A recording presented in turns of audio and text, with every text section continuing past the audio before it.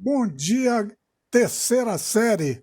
São 9 horas e 10 minutos do dia 3 de agosto de 2020. É um prazer retornar do nosso recesso e tê-los juntos aqui de novo, né? Vamos engrenar até o Enem agora, hein? Acabou a moleza. Gente, eu estou gravando nossa aula, tá? E hoje a gente vai dar continuidade a apostila 4B, a primeira parte, que fala de indústria. Eu parei na quarta revolução industrial, mas eu vou dar uma recapitulação para vocês. Bom dia, Lubase. Para vocês relembrarem e pegarem a primeira aí. Indústria é toda aquela atividade econômica que transforma a matéria-prima num produto semi ou mesmo elaborado.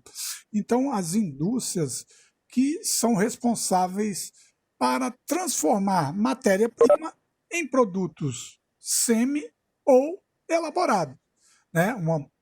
E os estágios da produção industrial. Nós temos 4 estágios, né, gente? Primeiro, aquele artesanal, o estágio artesanal sem máquina, aquele que a gente fala, o estágio primitivo, a produção limitada, a produção realizada por a mão de obra humana, né, com instrumentos simples, tanto que era limitada comparada às produções de hoje. Chega o período da manufaturada. O homem ainda é o principal agente da produção, mas tem uma máquina para ajudar a produzir em maior quantidade, em série, não é? Então a máquina chega no período da manufatura, lá na primeira revolução industrial, lá na Europa, na Inglaterra, e depois se espalha para o mundo. As primeiras máquinas movidas a vapor, né, que hoje para nós seriam que já arcaicas, mas na época era uma grande revolução. Tanto que ela vai, né, essa evolução ela vai avançando, tanto que chega o estágio da maquinofatura, a indústria moderna, onde a máquina ela é o principal segmento da produção. O homem ele se torna um apoio à máquina. A máquina produz a maior parte do produto, né? Lógico, tem que ter o homem lá para manusear essa máquina, para operar essa máquina.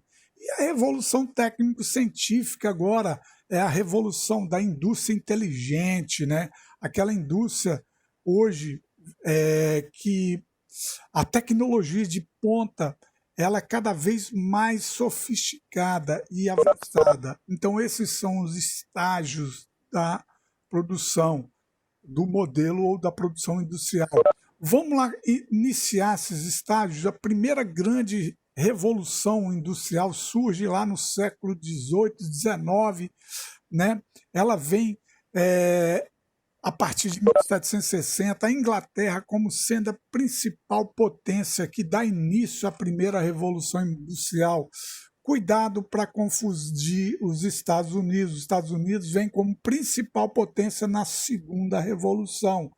Aqui surgem as primeiras máquinas a vapor, as primeiras indústrias têxteis, né, e outros tipos de indústrias. O carvão mineral é a principal fonte energética, ele vem substituindo gradativamente a lenha, né, que ainda é muito utilizada, porém o carvão mineral para produção em massa já é o principal ou a principal fonte energética daquela época. E surgem as máquinas a vapor. Imagine os principais meios de locomoção naquela época, gente. Tração animal, carroças em lombos de animais, chegam as locomotivas, os navios a vapor. Olha que revolução para a época, gente. Então essa primeira revolução ela é mais longa, ela dura mais de 100 anos. E por que a Inglaterra ela foi o primeiro país a promover a revolução industrial? Porque ela se planejou para isso. Ela acumulou capitais, ela acumulou capitais principalmente do acúmulo de metais, né? E o ouro brasileiro está ali presente, né? O ouro que Portugal tirava, parte dele para pagar a dívida à Inglaterra. E a Inglaterra ia acumulando.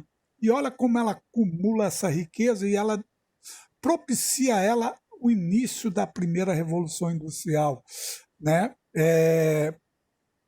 Então, gente, a Inglaterra também tinha oferta de mão de obra, uma posição geográfica privilegiada, né? Saída para o Oceano Atlântico, Mar do Norte. Ela tinha já os portos, ela era uma potência militar, então ela tinha todo esse amparato para se tornar a primeira potência da primeira Revolução Industrial. Lógico, depois ela se espalha para a Europa, vai para os Estados Unidos, chega ao Japão. Então ela inicia na Europa, mais precisamente na Inglaterra, e se espalha. Beleza, mais de 100 anos se passam, né? Vem a segunda grande revolução industrial. Aí nós já temos os Estados Unidos surgindo como a principal potência, e hoje está no topo até hoje, mas está sendo ameaçado. Então os Estados Unidos ele surge como a principal potência da segunda revolução industrial. Não vamos esquecer, lógico, dos países europeus, eles continuam fortes, mas quando fala principal potência, outra grande novidade e que foi esplendorosa, o surgimento do petróleo como a principal fonte energética, né? A eletricidade sendo, né, surgindo nos lares domésticos, né, em segmentos comerciais, industriais. Então, a eletricidade chega com toda a polpa na segunda revolução industrial. Motor a combustão, né, do petróleo começam a produzir seus derivados, inclusive a gasolina, que gera combustão no motor. Surgem as indústrias automotivas, né, gente? E os modelos de produção industrial, tayloristas e fordistas, né? O Fordismo, aquela produção ligada à indústria Ford, que produção em massa, o trabalho setorial dos trabalhadores, um trabalho repetitivo com grandes volumes de mercadorias, de estoques, produção em série. Lembrando, o que é produzir em série? Em grande quantidade, em tempo ágil.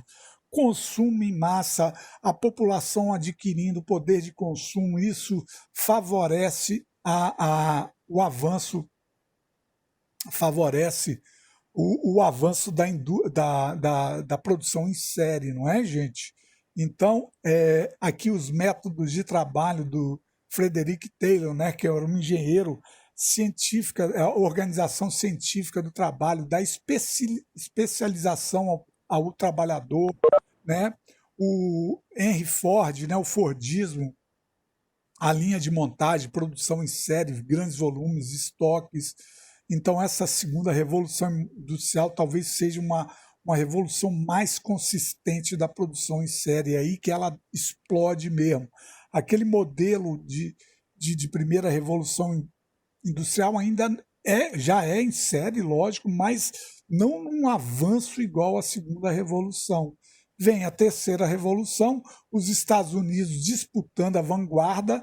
Lógico, nós temos Japão, Alemanha, também como os grandes centros econômicos do mundo, né?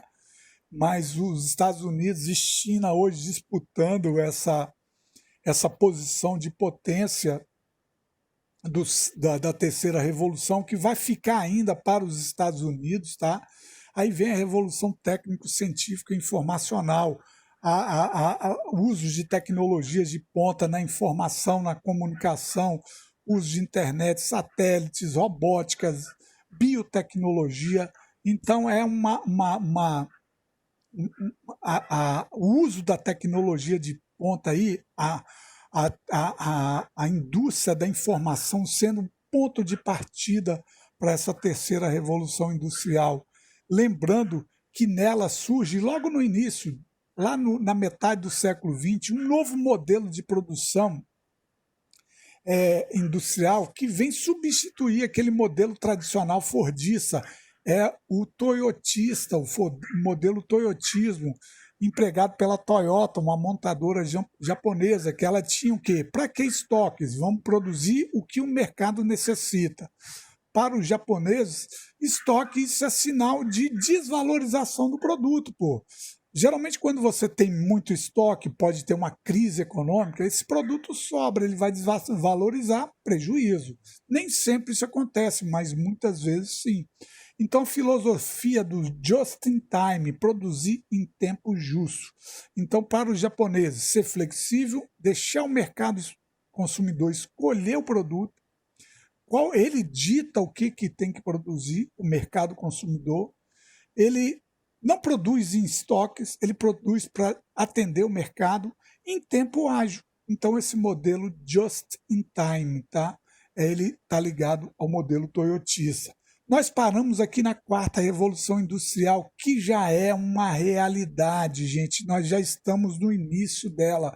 É bem provável que essa quarta revolução industrial nós já tenhamos uma potência definida e está se encaminhando que seja a China. Ela já está saindo na produção da implantação do modelo 5G. Esse modelo da quarta revolução é uma revolução para a indústria da inteligência.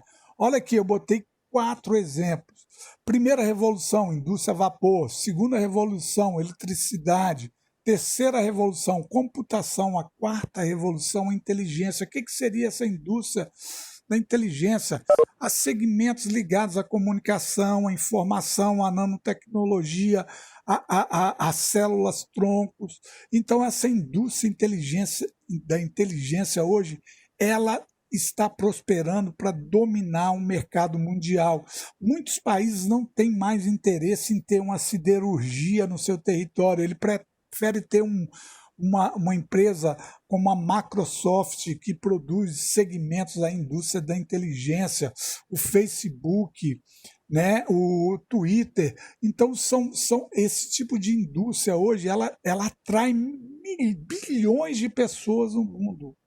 Então, essa é a era da indústria da inteligência. Nós estamos no início. Está vendo aqui, ó, gente, inteligência artificial, a nanotecnologia, a biotecnologia voltada. Isso aí, Samuel, a inteligência artificial, é isso que a gente tem que destacar. É essa inteligência artificial. Você usa hoje um aparelho de comunicação, eu, pelo menos, que não sou dessa época, eu sou da época da manivela, eu fico impressionado com tanta inteligência artificial. É incrível, eu não domino da mesma forma que vocês dominam. Né? E das pessoas com idade, da minha idade, Bazinha, pessoas da idade de seu Getúlio, nós temos mais dificuldade a lidar com esse tipo de inteligência artificial do que vocês. Hoje a criança já nasce com o celular na mão, é incrível. Né? Ele quer ver um seriado da Galinha Pintadinha, ele não vai mais na televisão, ele vai no celular. É incrível, e eu já vi com meus próprios olhos crianças de 2, 3 anos usando esse tipo de inteligência artificial. Mas vamos lá, é assim que rola. Nós estamos já na quarta revolução industrial. Se vocês me perguntarem quem é a potência dessa revolução, não tem uma, temos potências. Estados Unidos, China, a União Europeia ali marcando, a Coreia do Sul chegando com toda a força, o Japão. Mas eu arrisco a dizer que essa quarta revolução será da China, tá? Será da China, porque a gente ainda tem 19 anos só de século XXI, que deu início em 2001, né, gente? Ele tem até 2100. Acredito que em poucos anos a China já tenha esse reconhecimento mundial como a potência da quarta revolução industrial. E como é que está a distribuição industrial pelo mundo? Olha como ela é muito concentrada ainda no mundo desenvolvido. Olha as regiões aqui da América do Norte, principalmente os Estados Unidos. Olha os países da Europa Ocidental, olha o Japão, né? Como eles são ainda os principais centros industriais do mundo. Só que ela está se espalhando, ela está se dispersando para outras áreas. Olha, o mundo industrial hoje não está resumido somente aos países, os países desenvolvidos. e sim para a periferia, América Latina, África, Ásia, né, Oceania, todas próximas às zonas de escoamento. Concordo contigo, Samuca, porque aqui, ó, ainda são áreas que exportam tecnologia, e aqui são áreas que principalmente montam produtos, ó, periferia, centro. Antigamente nós tínhamos aqui a Inglaterra, gente, que produzia aço, minério de aço, outros tipos de de produtos semi-elaborados para a indústria automotiva. Hoje ela produz inteligência. São centros de inteligência, Califórnia, né, o Silicon Valley, né, o Vale do Silício. Ali produz inteligência. Né? Então eles estão preocupados com isso. Deixa a poluição e aqueles produtos de commodities o mundo periférico produzir. A China já não está mais assim, ela já está chegando a esse patamar de domínio tecnológico dos países da União Europeia, dos Estados Unidos, principalmente, e o Japão. Hoje a China já está nesse equilíbrio aqui. O Brasil ainda não, né? O Sul da África ainda não, né? A Austrália chegando um pouquinho mais adiantado que o Brasil, mas ainda muito dependente do mercado consumidor externo. Então essa é a diferença. Olha como essa dispersão industrial ela já acontece. Ela estava mais concentrada aqui, até metade do século XX. Hoje, o século XXI, como ela já está dispersando. Mas a gente sabe, né, Samuel e terceira série, que essa dispersão ela tem uma divisão internacional do trabalho. Hoje, o mundo desenvolvido já tem o domínio de tecnologia, enquanto os países em desenvolvimento eles já enviam produtos industrializados com um teor de tecnologia menos avançado, né? Com algumas exceções, com certeza. Né? A gente não pode generalizar. Beleza? Então, olha só, isso aqui é um mapa da distribuição industrial no mundo. Ela está um pouco mais equilibrada, mas nem tanto, porque essa faixa amarela aqui mostra as grandes áreas industriais e a roxa, importantes áreas industriais. Grandes para importantes tem uma diferença. Áreas industriais menores. Eu já botaria o Brasil nessa faixa aqui, ó, roxa aqui, tá? Deixaria Buenos Aires, Argentina, abaixo do que o Brasil, apesar do que, olha só o tamanho, a consistência maior no Brasil de industrialização do que na Argentina, né, do que no México.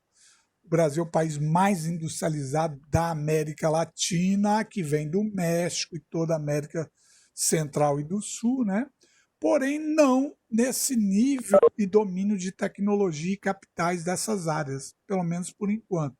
A China está ainda num grau já próximo a esses aqui, já pau a pau, né? Mas isso aqui vai mudando aos poucos, tá? Não tem muita diferença aí. E fatores locacionais. Por que as indústrias escolhem locais para se instalarem? A gente tem que ver o tipo de indústria, o modelo de produção e o que vai se produzir. Por exemplo, uma indústria como uma indústria siderúrgica, uma indústria petroquímica, ela procura um local onde tem matéria-prima abundante e mão de obra barata, e matéria-prima barata. Por exemplo, o pré-sal brasileiro. Nós descobrimos aqui no Brasil uma gigantesca reserva de petróleo. O petróleo é um mineral, é uma matéria-prima. Então, várias indústrias petroquímicas vão se instalar próximas a essa área aqui, porque a matéria-prima está ali. Quanto mais próxima nós estivermos, melhor para nós termos o acesso a ela. Mão de obra abundante e barata também vai depender do que se produz. É esse tipo de siderurgia, petroquímica, eles vão, automobilística, elas vão nesses dois segmentos aqui. Energia, tem que ter oferta de energia, porque senão não se produz. Mercado consumidor, quem vai consumir seu produto tem que estar próximo onde você produz ou não. Infraestrutura, o que seria infraestrutura aí? Escoamento, você produziu, é fácil você escoar via férreo, via rodovia, via aerovia, via marítima. Incentivos fiscais que seriam benefícios econômicos que o Estado dá. O Estado pode ser o Estado da nação ou o Estado federativo. Poxa, vem uma indústria para cá, eu vou reduzir impostos, eu vou contribuir para que ela produza em meu território. Então, ele cria um incentivo fiscal. E os principais incentivos fiscais são redução de impostos. Legislações fiscais, tributárias e ambientais amenas, né? Por exemplo, a Vale se instalou ali no Tubarão, por quê? Pode poluir à vontade aí que não estou nem aí. Então, se fosse numa área que tivesse uma lei ambiental mais rígida, seria difícil ela se instalar, apesar de hoje estar mudando isso aí. Então, esses são os principais fatores locacionais. Vai depender do que se você produz. Por exemplo, uma indústria igual a Microsoft, que é uma indústria de segmentos da informação, ela não vai querer matéria-prima abundante, barata, pode até ser. Não, ela vai querer uma mão de obra especializada. Ela quer centros tecnológicos próximos. Energia abundante não necessita tanto. Mercado consumidor, lógico. Infraestrutura também. Né?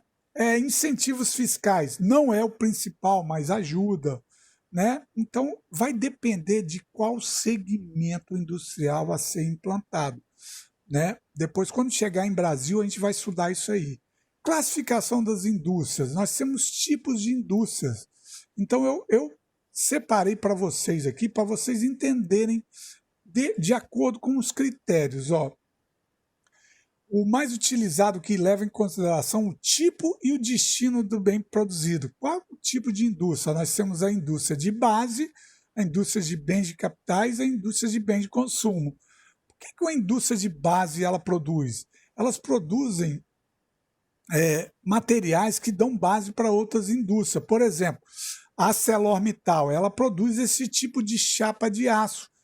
Essa chapa de aço ela vai ser vendida para outra indústria, uma indústria de eletroeletrônico, uma indústria automotiva. Então, a indústria de base ela serve de base para produzir produtos semi-elaborados para outras indústrias. Tá? Essas chapas de aço não vão ser vendidas para nós. O que a gente vai fazer com a chapa de aço dessa? Nada. Isso aí vai para a indústria de geladeira, a indústria de fogão, a indústria de automóveis. Então, elas são produzidas para isso. Aqui na nossa região, nós temos uma indústria desse tipo, que é a ArcelorMittal. Ela já fabrica esse tipo de lâminas de aço para a indústria naval, indústria automotiva, indústria de eletrônicos, né? A indústria de bens intermediários, elas vão produzir máquinas que vão ser vendidas para outras empresas também. Quer ver um exemplo? Olha só esse trabalhador aqui montando um motor. Esse motor, provavelmente, ele vai ser vendido para uma indústria automotiva, né? Então, ela é intermediária, ela intermedia, né? Um tipo de indústria para outra. Esse motor, a Ford, por exemplo, a GM, ela não vai produzir na sua unidade o motor, ela vai encomendar de uma empresa ou de outro segmento o motor para ela levar para a sua empresa. Então, ela pode ter a tecnologia Ford, mas a montagem desse motor ele manda para outra indústria. Por isso que elas são chamadas de indústrias de bens intermediários. E os principais bens produzidos são máquinas e equipamentos. Aquelas pedras de granitos que a gente vê passando aí em caminhões, elas vão para uma empresa para cortar aquele granito. E uma empresa que constrói aquelas máquinas de corte de granito vão vender aquela máquina para ela. E as indústrias de bens de consumo elas vão produzir para nós consumidores. Elas são classificadas como bens duráveis e bens não duráveis. Por exemplo, por que o automóvel é um bem de consumo durável? Porque é um tipo de bem que vai ser consumido a longo prazo.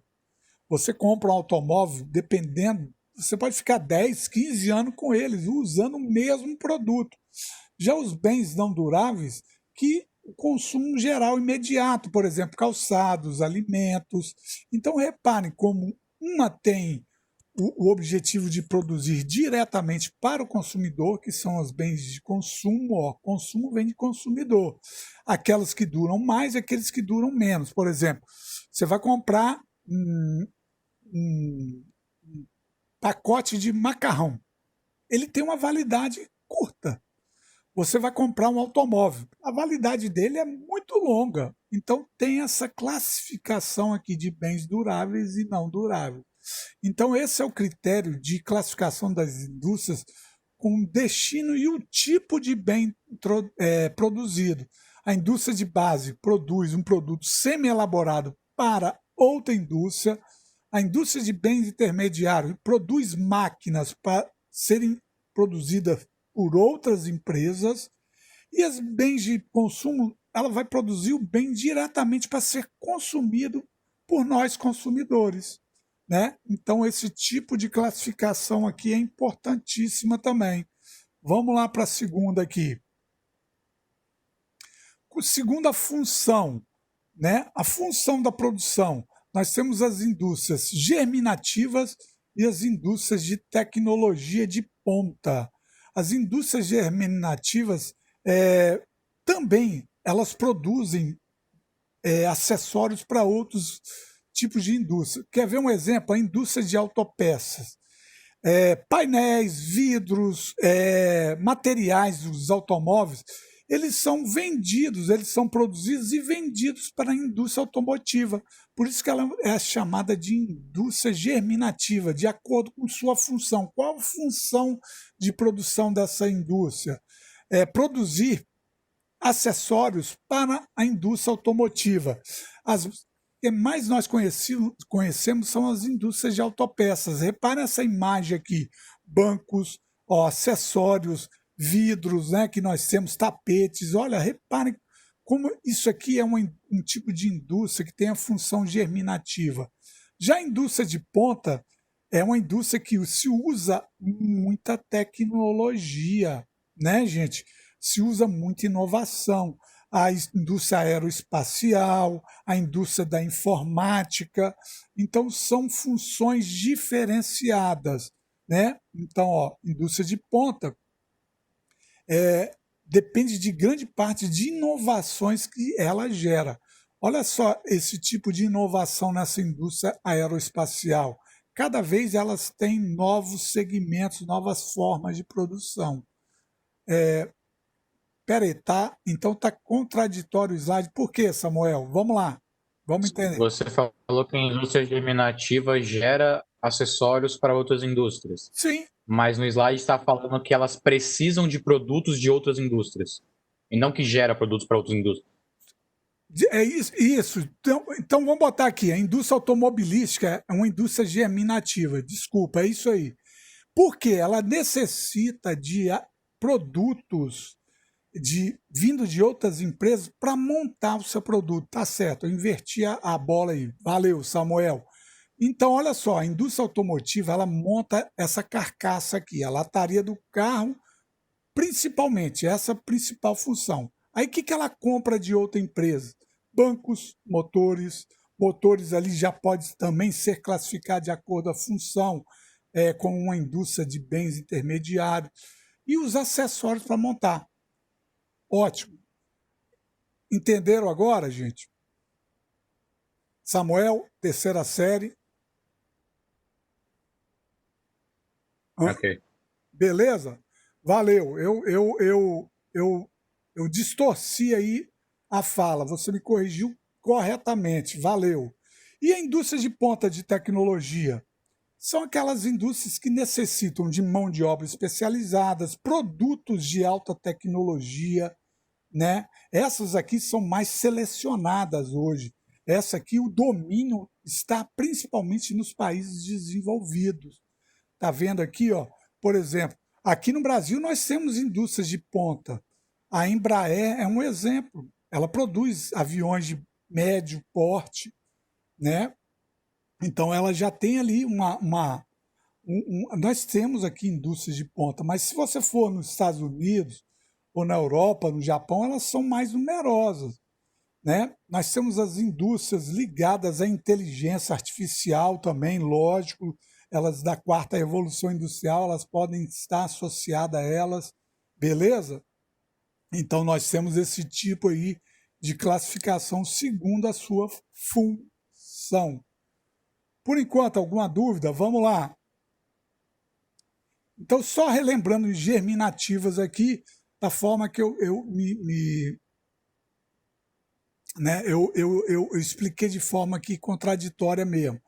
As indústrias automotivas, elas são germinativas porque elas necessitam de materiais para montar o seu produto, né? Então, olha só, o vidro, os bancos, os acessórios que a gente tem em automóveis, veículos, né?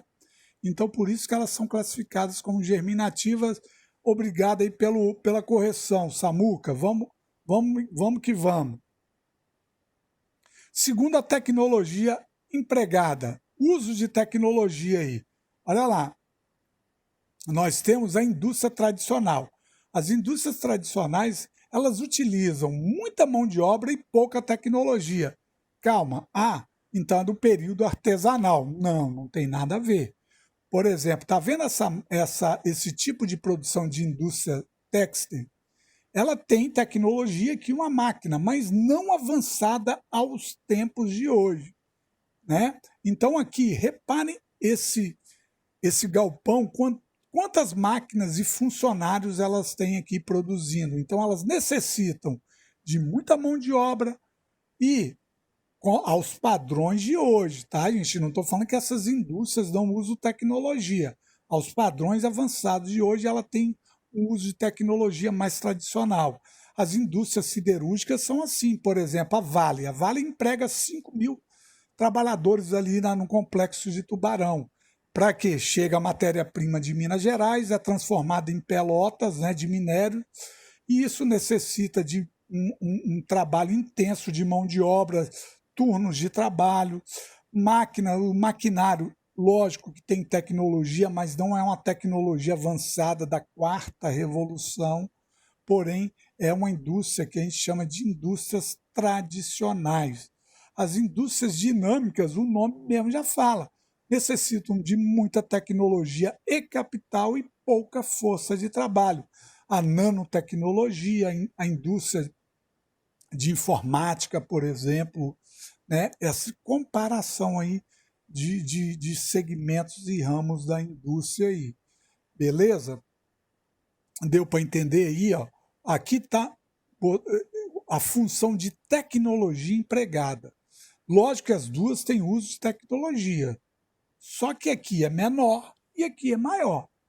Então a gente chama tradicional, que usa menos tecnologia avançada, e dinâmica, que o uso bem maior da tecnologia avançada nos tempos de hoje, né? A gente não tem que comparar os ciclos de estágios de produção, lógico, né?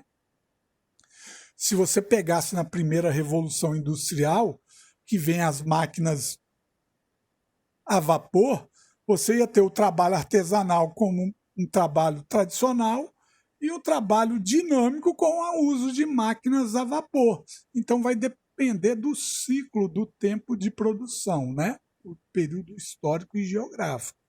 Beleza?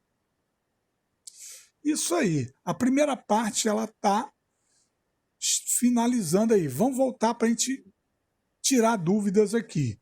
Quanto à distribuição industrial no mundo, como a gente pode caracterizar? É uma distribuição ainda concentrada, principalmente em países desenvolvidos, mas já está ocorrendo aqui uma descentralização. Ó. Elas estão saindo e fugindo para outras áreas. Porém, entretanto, o que está acontecendo? O uso de tecnologia de ponta ainda é muito concentrado nesses polos aqui, ó, Japão, China, União Europeia e Estados Unidos. O domínio de tecnologia avançada ainda é muito concentrado. A industrialização, de modo geral, ainda Ocorre a concentração, mas já temos dispersões para o mundo periférico. Ó. Esse mapa comprova o que eu estou falando aqui, né? Então, olha só como nós temos aqui as indústrias já se espalhando para cá. Por que elas já estão se espalhando? Aí vem aqueles fatores locacionais.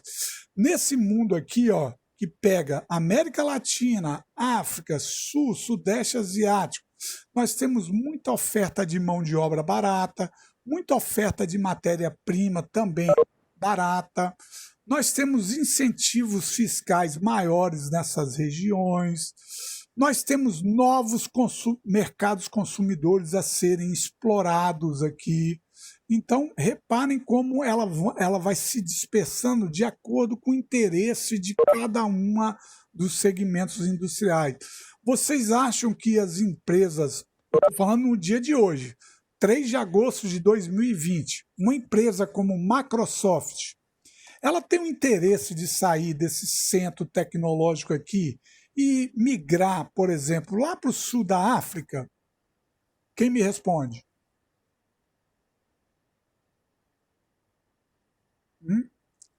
Vou aguardar uma resposta. Pode ser no chat ou pode falar, abrir o microfone e falar. Por exemplo, a Microsoft, que é uma empresa de tecnologia de ponta, né? Hoje seria vantajoso ela sair lá da Califórnia e vir aqui para a cidade do Cabo, na África do Sul? Quem responde? Vamos lá, Alan. Fala para mim, Alan. Anne, Aleph, Samuca, Camille, Bruna, Luiz Henrique, um monte de gente. Pode repetir? Posso. Vamos lá, Samuca.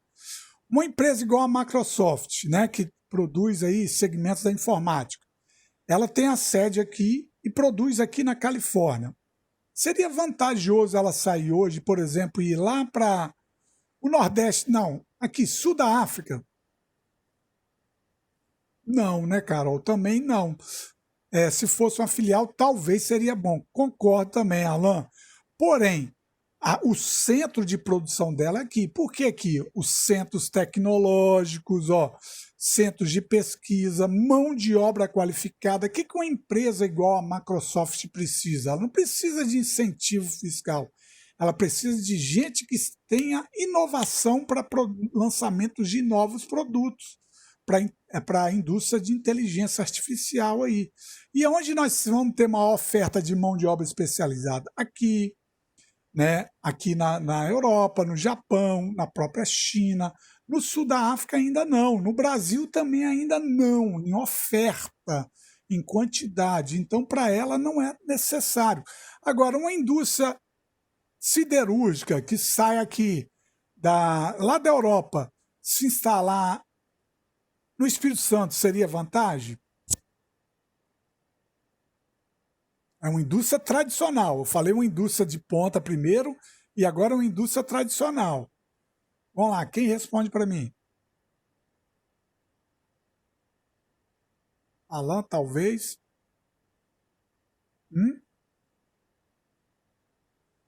Eu acho que sim, né, gente? Seria. Por quê?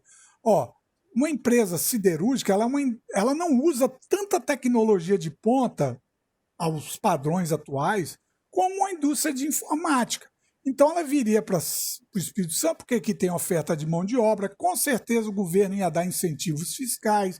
Aqui tem infraestrutura boa, portos para escoar o produto dela para fora, para vender, né, para voltar para ela. Então seria até interessante para uma empresa dessa vir. Por isso que a gente tem que ter fazer um nível de comparação. Uma indústria de tecnologia de ponta, ela não quer mão de obra barata, ela não quer matéria-prima farta, ela não quer incentivos fiscais como os principais motivos dela se instalar. O que ela quer? Centros de pesquisas, universidades, ela quer mão de obra super qualificada para produzir inovações no seu produto. Então, para ela não seria muito interessante já uma siderúrgica que você pode produzir, onde tem muita mão de obra, vai ser ótimo, onde vai ter muita matéria-prima, vai ser ótimo, então seria melhor para ela. beleza? Aqui tem os fatores locacionais, né? Que nós falamos, a classificação da indústria, né? Quanto ao destino e bem produzido, indústria de bens de base, ó. Lembra, essa chapa de aço aqui está sendo produzida numa indústria para servir de base para produção em outra indústria.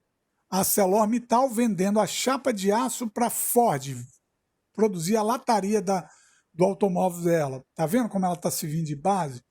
Por exemplo, a indústria de bens intermediários, a WEG, lá em Linhares tem uma indústria de motor para motores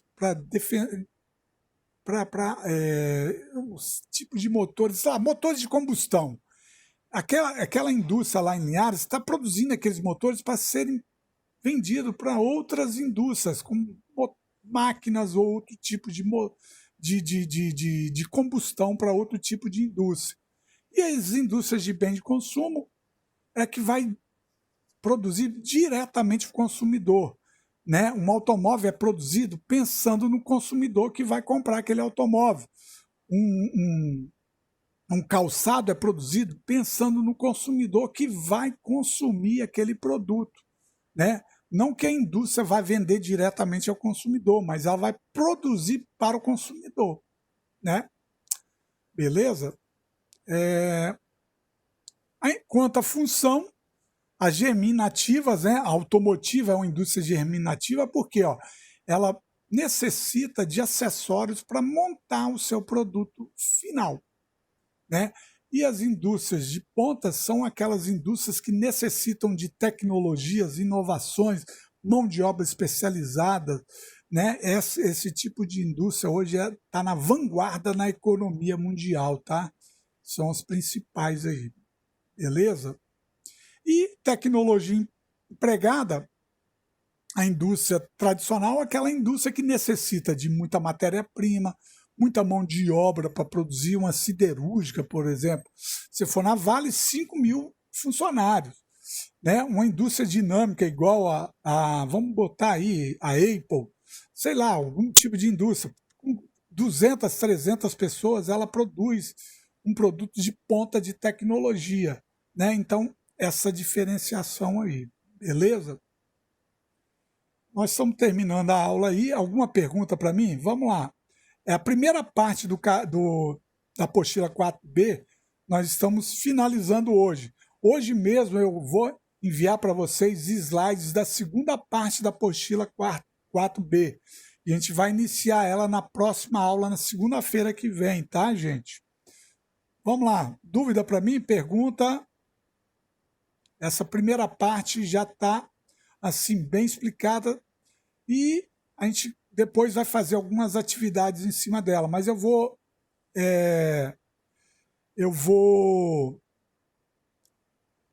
depois preparar alguns tipos de exercícios, tarefas para a gente fazer. Eu vou avançar na segunda parte e na terceira parte para vocês, tá? E depois a gente vai fazendo algumas atividades avaliativas aí, beleza? Então, eu fico por aqui, agradeço a todos e todas.